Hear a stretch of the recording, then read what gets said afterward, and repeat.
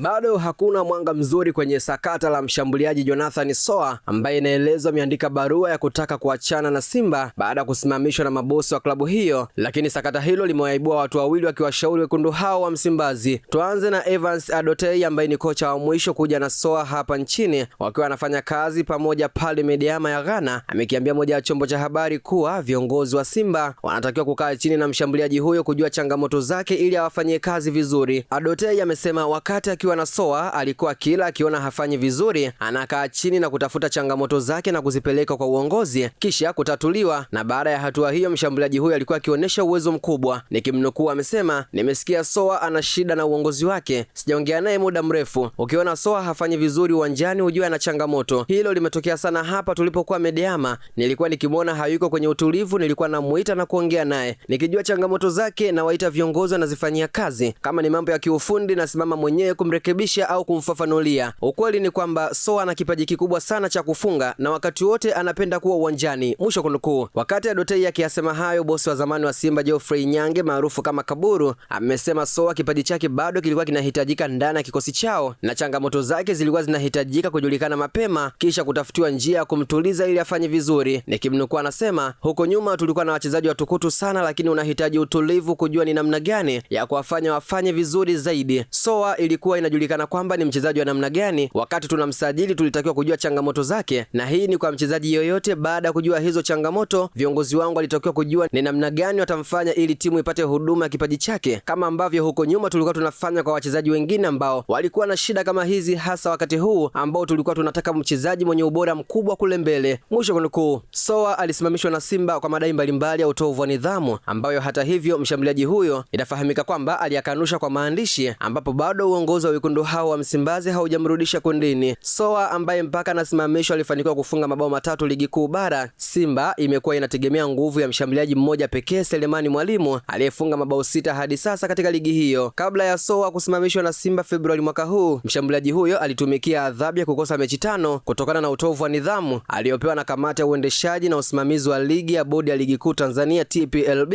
baada ya kikao chake cha Disemba 15, 2025, adhabu ambayo ilimalizika mnamo Februari 25 mwaka 2026.